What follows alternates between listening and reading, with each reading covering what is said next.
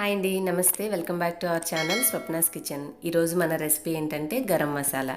మామూలుగా మనం మసాలా కూరలు చేసుకునేటప్పుడు కొద్దిగా గరం మసాలా వేసామంటే కూరకి కమ్మటి సువాసన ఉంటుంది, అలాగే రుచి కూడా చాలా బాగుంటుంది. మరి గరం మసాలా బయట తెచ్చుకునే అవసరం లేకుండా దినుసులు తెచ్చుకొని ఇంట్లోనే ఎలా తయారు చేసుకోవాలో ఆ రెసిపీ ఇవాళ చూద్దాం. ముందుగా మీకు రిక్వెస్ట్ చేసేదంటే మీరు మన ఛానల్ ఫస్ట్ టైం చూస్తుంటే మరిన్ని రెసిపీస్ కోసం సబ్స్క్రైబ్ చేసుకోగలరు. ఇప్పుడు ఒక కప్పు ధనియాలు, అంటే నేను ఇక్కడ సుమారు 50 గ్రాముల ధనియాలు తీసుకుని చిన్న మంట మీద ఫ్రై చేసుకోవాలి. ధనియాలు ఎప్పుడు వేగాయి అంటే మనకి ధనియాలు ఫ్రై అయిన తర్వాత కమ్మటి సువాసన అనేది బయటకు వస్తూ ఉంటుంది ఫ్రై చేసేటప్పుడు. ఆ టైంలో ఇంకా మనం మంట అనేది తగ్గించేసేసుకొని స్టవ్ ఆఫ్ చేసేసి వాటిని చల్లారి పెట్టుకోవాలి.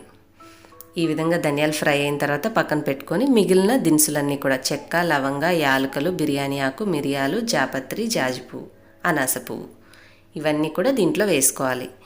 ఇవన్నీ కూడా నేను ఒక స్పూన్ కొలతో వచ్చేలాగా తీసుకున్నానండి. ఒక 3-4 బిర్యానీ ఆకులు తీసుకున్నాను. వీటన్నిటిని కూడా చిన్న మంట మీద మనము 1 నిమిషం పాటు ఫ్రై చేసుకోవాలి. వీటన్నిటిని వేయిస్తుంటే మనకి ఇల్లంతా కూడా చాలా మంచి సువాసన అనేది వస్తుందన్నమాట. సో అన్ని సుగంధ ద్రవ్యాలు కాబట్టి చాలా మంచి స్మెల్ వస్తుంది ఫ్రై అయిన తర్వాత. వీటిని మంచి ఎండాకాలం అయితే బాగా 2-3 రోజులు ఎండలో పెట్టుకొని కూడా గ్రైండ్ చేసుకోవచ్చు. లేదు అంటే కాసేపు 1 నిమిషం పాటు లో ఫ్లేమ్లో ఉంచుకొని కూడా మనం ఈ విధంగా ఫ్రై చేసుకోవచ్చు. ఇవన్నీ వేగిన తర్వాత వీటిని కూడా తీసేసి ఒక ప్లేట్లోకి పెట్టుకొని మంచిగా చల్లారి పెట్టుకోవాలి. ధనియాలు, ఈ దినుసులు అన్నీ కూడా బాగా చల్లారిన తర్వాత ఒక మిక్సీ జార్లోకి తీసుకొని వీటిని గ్రైండ్ చేయాలి. గ్రైండ్ చేసే ముందు కొంచెం బిర్యానీ ఆకు, దాల్చిన చెక్క ఇవి పెద్ద పెద్దగా ఏమైనా ఉంటే ముక్కలు చిన్న చిన్నగా చేయడం వల్ల మిక్సీ అనేది ఇబ్బంది లేకుండా చక్కగా తిరుగుతుంది. ఎప్పుడైనా సరే పౌడర్స్, మసాలా పొడులు తయారు చేసుకున్నాక గాజు సీసాలు నిల్వ ఉంచుకుంటే మనకి అవి ఎక్కువ రోజులు ఫ్రెష్గా సువాసన అనేది కోల్పోకుండా ఉంటాయండి. సో ప్లాస్టిక్ వాటికంటే కూడా మీరు మసాలా పౌడర్స్ని గాజు వాటిలో స్టోర్ చేయడానికి ప్రిఫర్ చేయండి.